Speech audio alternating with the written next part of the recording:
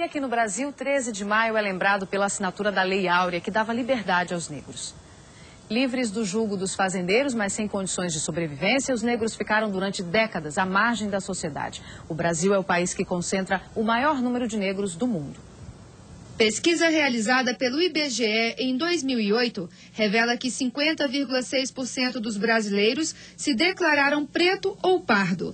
Essa população tem, em média, 6,7 anos de estudo, 2 anos a menos que a considerada branca. E enquanto 14,7% dos brancos tinham concluído o ensino superior, entre os negros e pardos, essa proporção cai para 4,7%, uma diferença que deve reduzir com a conquista das cotas nas universidades. Em relação ao rendimento total das famílias, a diferença fica maior.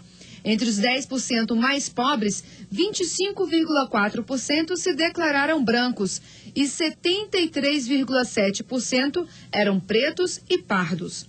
A previsão é que este ano a população negra receba 40% do total da renda do país, 546 bilhões de reais.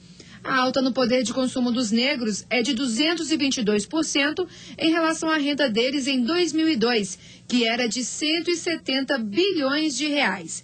Mesmo assim, o salário deles ainda equivale à metade do salário dos brancos.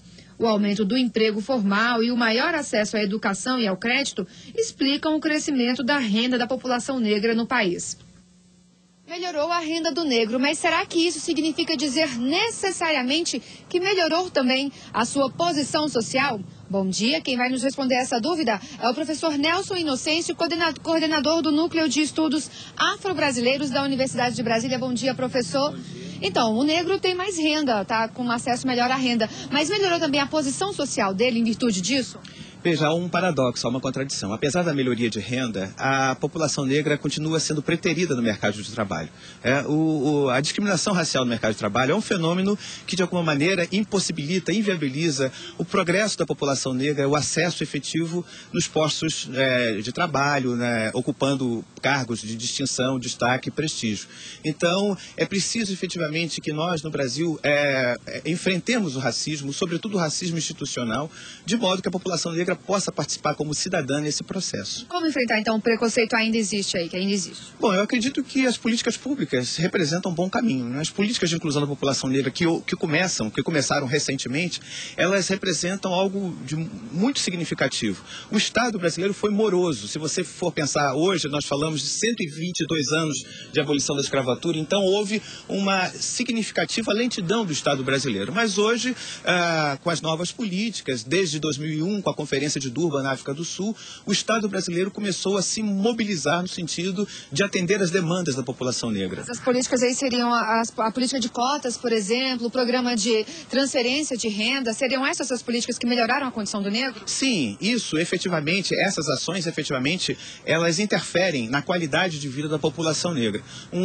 Uma outra luta significativa é pela aprovação do Estatuto de Promoção da Igualdade Racial, mas o Estatuto que seja inteiro, não um estatuto totalmente mutilado, como está hoje no Congresso Nacional. Eu creio também que a implementação da Lei 10.639, que é a lei que torna obrigatório o ensino de história e cultura negra nas escolas, é muito importante, porque a população brasileira como um todo precisa conhecer mais sobre a história da cultura negra no Brasil. Isso ajuda as pessoas a entenderem que a contribuição negra é extremamente significativa e talvez ajude também a superar o preconceito racial. Quer dizer, os negros são qualificados, estudam, têm estudado, têm melhorado a sua escolaridade, mas é preciso ainda quebrar, então, essa questão do preconceito histórico ainda. Exato, porque a nossa sociedade não conseguiu superar os estereótipos raciais.